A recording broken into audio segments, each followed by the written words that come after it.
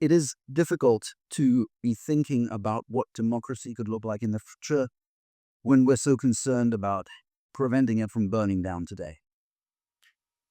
But I think we need to ask ourselves, what is it that we are trying to defend? This is a year ago, before Trump was reelected, less than 1/5 of Americans thought that American democracy was a good example for the rest of the world to follow. And only just over a third of people in 12 established democracies thought that their democracy was working well. So there's a lot of disillusionment. And I think a lot of people are asking themselves, what is even the point of democracy? What is it doing for me? So I actually want to throw this question to you, to the room. If one of these skeptics comes to you and says, what is the point of democracy? How do you answer that? No takers? Freedom. Freedom. Okay. Over there. Your second question, Katie, was what is it doing for me? I would say, what are you doing for it? So people are asking, what is it doing for me? And the response should be, what are you doing for it? And any others on what the point of democracy is? Yes. About safety. It's about safety.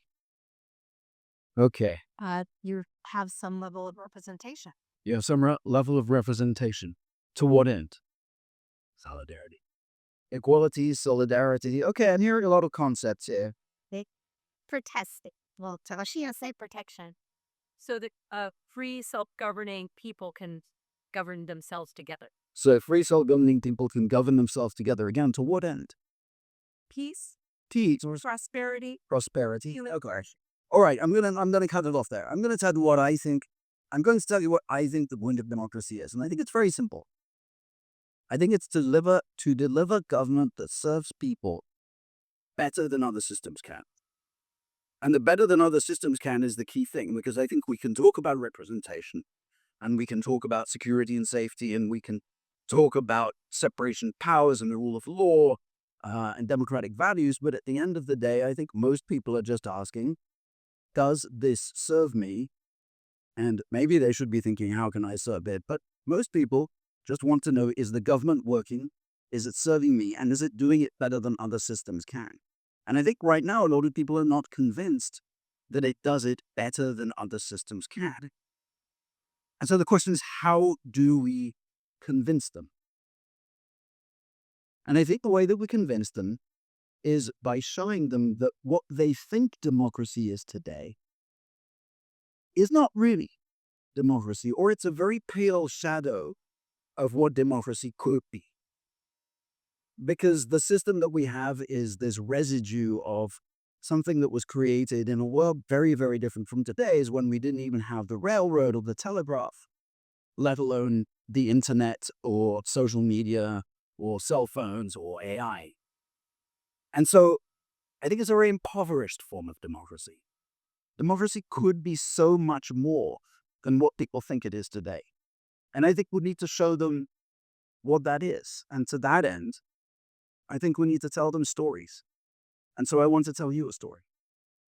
I'd like you to come with me for a moment to the year 2040. And I would like you to meet Sandra. Sandra lives in a small city in Michigan. She's a new mother. Her kid is nearly a year old. And she has a morning routine. She gets up, she feeds her child, and then she sits in the kitchen, makes herself coffee and breakfast, and she listens to her personalized, 5-minute personalized news podcast from her AI assistant, Harry. Now, she named Harry after Prince Harry because Harry had a midlife crisis. He started a punk band. Sandra's a huge fan. So Harry reads her this news podcast that is personalized to her interests, and he can do that because he has access to lots of her data. He has access to her social media, to her news browsing habits, to her email. Yes, in 2040, people still use email. And she's comfortable giving him that access because there is a strong data privacy law. And it says that Harry can not only not share her data with other third parties, he can't even share her data with the AI company that created him for their training models. He is completely self-contained. He exists only to serve Sandra. So Harry reads her news podcast, and there are items about flooding in Florida, where Sandra's mother lives. There is something on Michigan state taxes.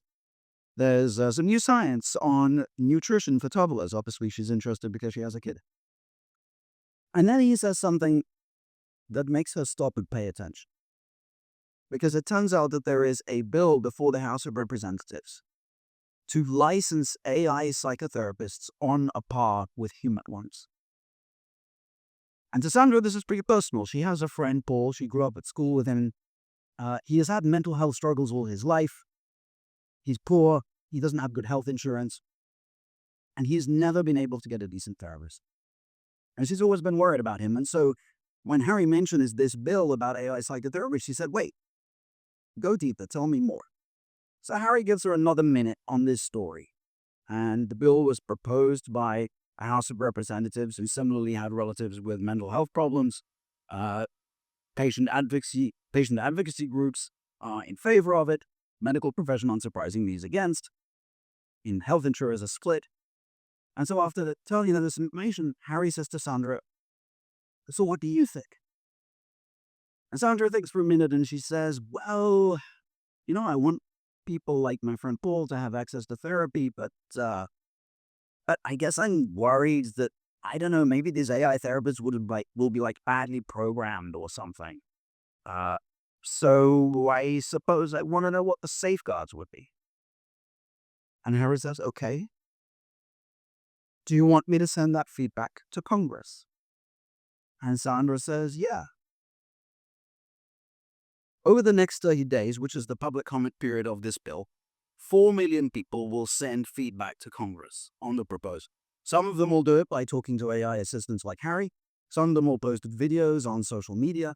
Some of them will even write letters the old-fashioned way. The Congressional Research Service will ingest all of this data and it will crunch it. It will identify that there are half a dozen main opinion viewpoints from across the population. And it will condense each of those viewpoints into an AI avatar and a digital person that you can speak to. And these avatars can explain the main arguments for that viewpoint. They can also delve into personal stories and anecdotes from all of the people whose data was fed into them. Politicians can talk to these avatars and they can get to know the opinion of members of the public in a really granular way, much more so than through opinion polls. Members of the public can talk to them as well, and they can learn about the opinions of people with different views from theirs. And it turns out people really like talking to these avatars because they're designed to be personable and funny, and they have all sorts of interesting stories. And so they really contribute to this kind of national discourse about licensing AI therapists, which then feeds into the deliberations that members of Congress have. All right, so Harry's finished reading the news, and now he has some agenda items for Sandra. First of all, he tells her that the IRS has generated her tax return for. The tax return is auto-generated because the IRS has access to her W-2s and 1099s. It has access to her bank account. Once again, there are privacy laws to make sure that the government can consolidate this data in a way that it is not abused. And by the way, this is a thing that really happens today in 2025, just not in the US. It also has access to hospital records, and so it knows she had a child in the last year. So it has automatically added the child tax credit to her tax return. And Harry says to Sandra, do you want to check your tax return before it's filed? And normally Sandra would check it, and past years she's never found any problems. And right now she's way too busy with her new child. So she says, no, you know what, just file it. Harry says, okay. Next, he updates her on what's been going on the local message boards. So these message boards are incredibly active. People are talking about all the stuff that's going on in the local community. There's way too much to keep up with. But every morning, Harry gives Sandra a very, very quick summary of what are the main issues on the boards, what her neighbors have been talking about. It's a good way for just keep a figure of the pulse of the community, what's on people's minds, make those sorts of connections. She can obviously go deeper anytime she wants on any issue, but today there's nothing that really catches her attention. So they move on. The next issue is zoning. There is a new zoning ordinance for small businesses coming up. There's a vote on it. And Harry says to Sandra, How do you want to vote? Now, to be frank, Sandra doesn't know much about zoning. To be honest, she could care less about zoning. And so when Harry asks her how she wants to vote, she says, well, I don't know.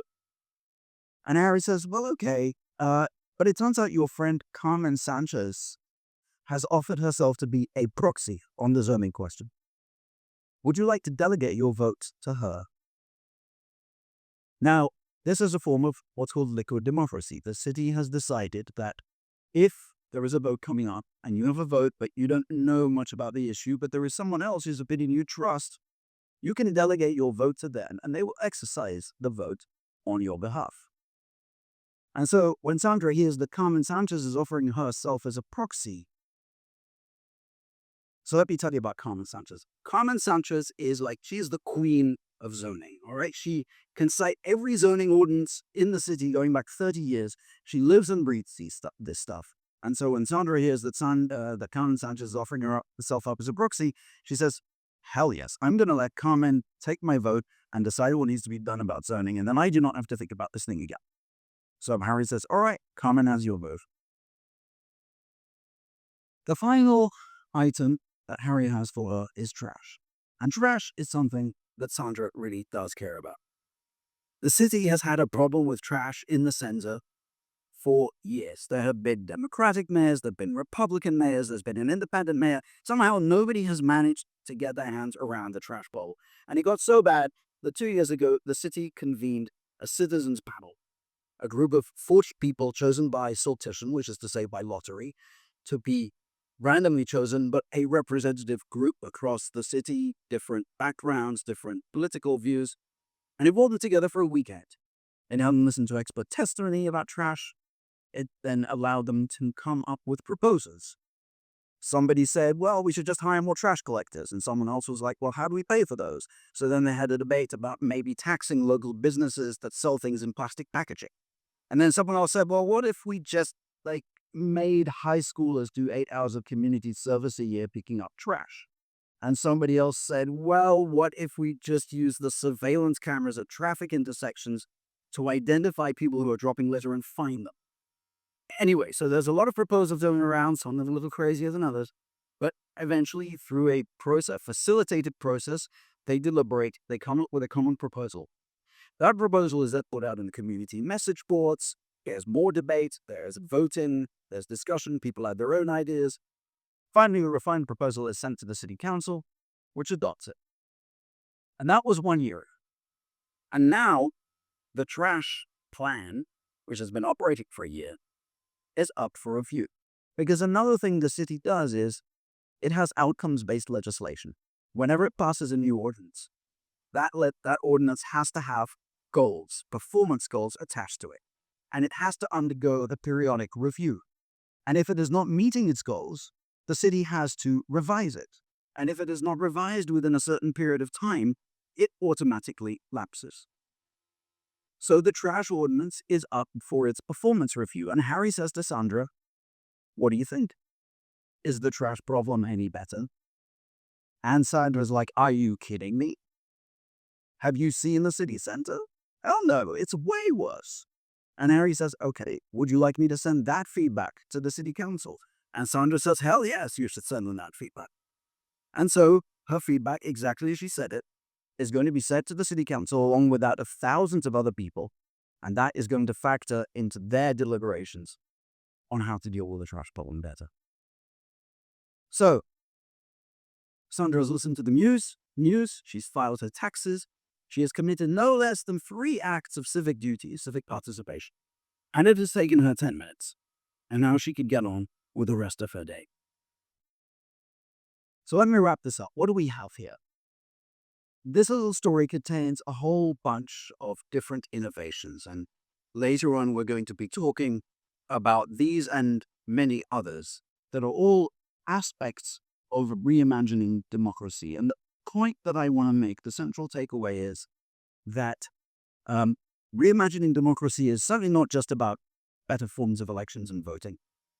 And it's also not just about more forms of civic participation. It's about other things. It's about how to deliver government services better. It's about the information environment. It's about forms of lawmaking that are more responsive, that are outcomes based. It's all of these things. It's what technologists would call a full stack approach. For people to believe that democracy is worth having, they not only need to feel that they have a say in it, that they have agency in over how it affects them, they also need to believe that government can deliver on its promises. And so when I talk about reimagining democracy, I'll talk about doing it across all of these things. And I think that's how we have to imagine a future that creates a democracy people can believe in. So how do we get there? Obviously, a lot of these changes are not going to happen in the US at the federal level anytime soon.